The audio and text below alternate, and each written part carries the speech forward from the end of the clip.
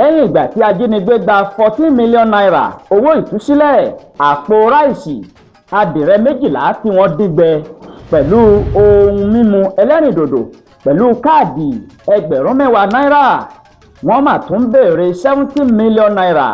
wọ́n ní 14 million naira tí àwọn gbà gẹ́gẹ́ bí owó ìtúsílẹ̀ kò tó àwọn lẹ́nu mọ́ o. àyè gba tápà ó ń kọ́lé ìgúnnu tọ́lọ́run gbà wá lọ́wọ́ àwọn ajínigbé gbogbo. àwọn ajínigbé tó jí àwọn èrò tí wọ́n jẹ́ méje gbé ní abúlé ẹlẹ́yin lópòpónà ìsálú ìsìn ní ìpínlẹ̀ Kwara nígbà tí wọ́n ń bọ̀ wá láti ìlú Àbújá lọ sí ìlú Ọ̀fà ní ìpínlẹ̀ Kwara bákan náà. láti bí ọ̀sẹ̀ mẹ́ta sẹ́yìn báyìí wọn ò mà tíì fi wọ́n kalẹ̀ lẹ́yìn ìgbà tí wọ́n gba 14 million naira. nígbà tí àwọn oníròyìn tí wọ́n kàn sí méjì nínú àwọn mọ̀lẹ́bí àwọn ènìyàn tí wọ́n jí gbé ọ̀hún, wọ́n fìdí rẹ̀ múlẹ̀ wípé àwọn ajínigbé náà wọ́n ti kàn sí àwọn mọ̀lẹ́bí tí wọ́n sì tún béèrè owó ìtúsílẹ̀ tuntun míì lọ́wọ́ mọ̀lẹ́bí.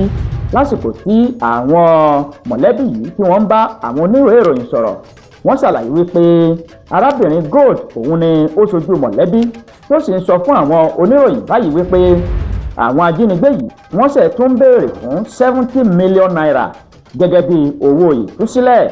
ó fi kún ọ̀rọ̀ rẹ̀ wípé àwọn tí wọ́n jí gbé yìí àwọn ti kọ́kọ́ san mílíọ̀nù 14 náírà gẹ́gẹ́ bí owó ìtúsílẹ̀ fún àwọn ajínigbé, ṣùgbọ́n lẹ́yìn ìgbà tí wọ́n gba mílíọ̀nù 14 yìí tán, wọ́n sì tún fi àáké kọ́rí wípé àwọn ò tún gba 70 million naira. arábìnrin Gold ó ní lẹ́yìn tí a san mílíọ̀nù 14 náírà tán, dípò kí wọ́n tú àwọn mọ̀lẹ́bí wa méjèèje tí wọ́n jí gbé kalẹ̀, níṣe ni àwọn ajínigbé yìí wọ́n tún pọn dandan wípé àwọn gba owó ìtúsílẹ̀ 70 million naira lọ́tẹ̀ yìí. mílíọ̀nù lọ́nà 70 ìyẹn 70 million naira ni wọ́n ń béèrè fún báyìí. wọ́n ní níbo ni àwọn ti fẹ́ rí owó yìí kí ìjọba kó dákun kó gba àwọn kalẹ̀. kódà yàtọ̀ sí mílíọ̀nù 14 náírà tí wọ́n ti kọ́kọ́ ṣáájú gbà, àwọn ajínigbé náà wọ́n tún gba àpò ìrẹsì kan àti káàdì ìpè èyí tó jẹ́ ẹgbẹ̀rún 10 náírà. àmọ́ kàkà tí wọ́n yọ̀ǹda ẹ̀gbọ́n mi tí wọ́n jí gbé, níṣe ni wọ́n tún béèrè fún owó ìdóòlà ẹ̀mí mìíràn tó jẹ́ 70 million naira. arábìnrin Gold ó ṣàlàyé síwájú sí wípé òun ti ń gbúrò ẹ̀gbọ́n òun lójoojúmọ́ ni wọ́n máa ń nà á tó sì wà ní àkàtà wọn a máa fi ìyà jẹ lóríṣìíríṣìí. ó fi kún ọ̀rọ̀ rẹ̀ pé ọjọ́bọ̀ ló di ọjọ́ 18 tí wọ́n ti jí àwọn ènìyàn náà gbé. Gold ṣàlàyé síwájú sí wípé ẹ̀gbọ́n òun ó ń bá òun sọ̀rọ̀ lórí ẹ̀rọ gàásímílétí nígbà tó wà ní àkàtà wọn.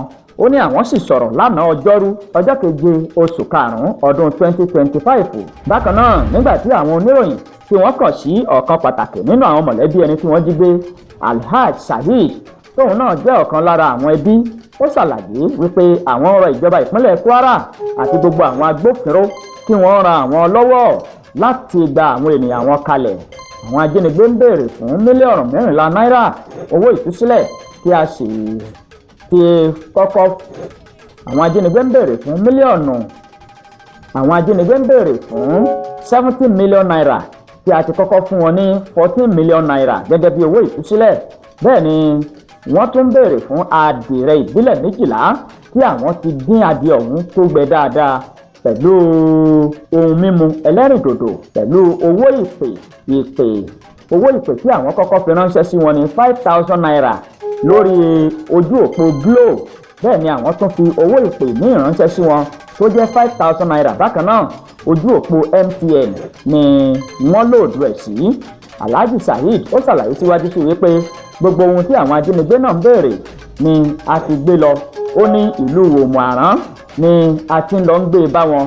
kódà àwọn tún yá àwọn ènìyàn méjì tó mọ ibi tí àwọn ó lọ gbé sí 400,000 naira ni àwọn sì san fún àwọn ènìyàn tí àwọn yá yìí. síwájú sí ìyàlẹ́nu ló jẹ́ wípé lẹ́yìn ìgbà tí wọ́n gba gbogbo nǹkan wọ̀nyí tán, wọ́n ṣe tún béèrè fún 70 mílíọ̀nù náírà 70 million naira. fún ìdí èyí à ń rọ ìjọba ìpínlẹ̀ Kwara àti gbogbo àwọn alẹ́nulọ́rọ̀ lórí ètò ààbò kí wọ́n ó bá wa yájú sí i, kí wọ́n má ṣe pa àwọn ènìyàn yìí sí àkàtà àwọn ajínigbé.